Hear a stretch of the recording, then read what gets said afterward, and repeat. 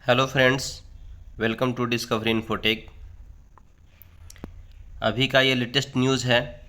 आपको मैं इसका लेटर भी बताने वाला हूँ। झारखंड प्रयोगशाला का रिजल्ट हुआ जारी, जिसमें कि प्रमाण पत्रों की जांच की प्रक्रिया हुई शुरू।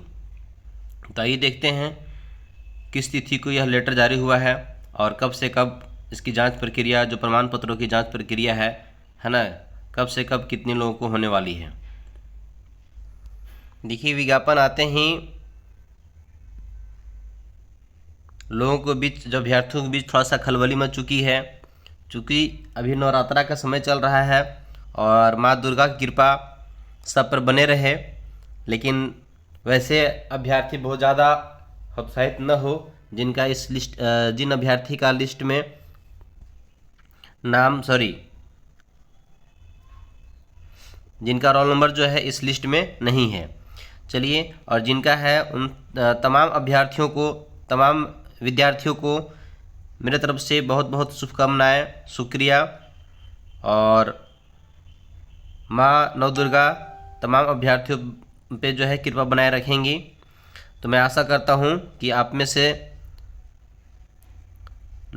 हमारे मित्रों के बीच आप सभी का चयन हो और आप हमारे जो हैं आने वाले सहकर्मी के रूप में जो हैं कि बनकर उभरेंगे। तो आइए हम देखते हैं कि इस नोटिफिकेशन क्या है और कब निकला हुआ है। ठीक है, तो यहाँ जैसा कि बतला रहा है, झारखंड कर्मचारी चयन आयोग, कालीनगर, चाय बागान, नामकुम, रांची, है ना। विज्ञापन संख्या 1/2023 है, झारखंड प्रयोगशाला सहायक प्रतियोगिता परीक्षा 2023। ठीक है, तो आपको इस चीज़ को देखना है। इसमें आवश्यक सूचना संख्या 8 है, जो दिनांक कब का निकला हुआ है, तो 21/10/2023, मतलब आज का दिन। ठीक है, आज का यह नोटिफिकेशन है।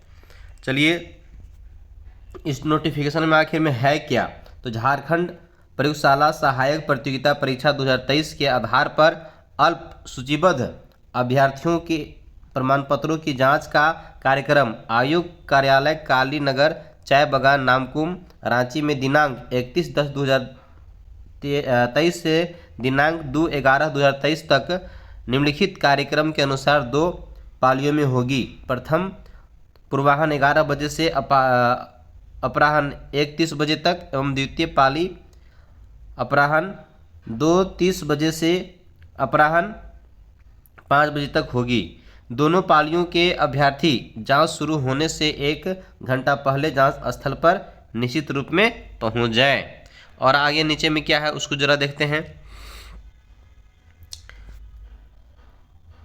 दूसरा पॉइंट में क्या है, अभ्यर्थी जांच हेतु ऑनलाइन आवेदन में की गई प्रविष्टियों से संबंधित प्रमाण पत्रों की मूल प्रति, एक स्व हस्ताक्षरित छाया प्रति तथा हाल में खींचा गया 2 पासपोर्ट आकार का रंगीन फोटो लेकर उपस्थित हों। प्रमाण पत्रों की जांच में उपस्थित नहीं होने तथा वांछित प्रमाण पत्र प्रस्तुत नहीं करने की अवस्था में संबंधित अभ्यर्थी की अभ्यर्थता समाप्त करने पर आयोग निर्णय ले सकता है। अभ्यर्थी वांछित प्रमाण पत्रों ऑनलाइन आवेदन में की गई प्रविष्टि के अनुसार की मूल एवं स्व हस्ताक्षरित छाया प्रति नीचे दिए गए क्रम में जांच हेतु लेकर आना सुनिश्चित करेंगे। तो आपको इस प्रकार से क्रम में लाना है। पहले क्या लाना है उसमें देख लीजिए। पहला नंबर में परीक्षा हेतु निर्गत प्रवेश पत्र, जो एडमिट कार्ड था, उसको पहले रखना है।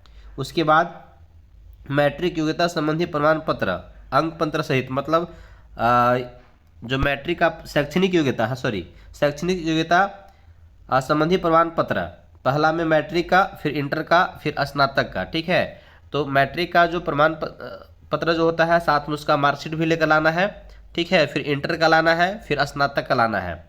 उसके बाद क्या लाना है, तो आरक्षण एवं स्थानीय संबंधी प्रमाण पत्र यदि लागू हो तो। यदि आप आरक्षण का लाभ उठा रहे हैं तो स्थानीय क्या क्या चीज़, तो जाति, आय, संपत्ति प्रमाण पत्र और स्थानीय, तो जाति, आय, आवासीय जो होता है सभी लेकर पहुंचना है।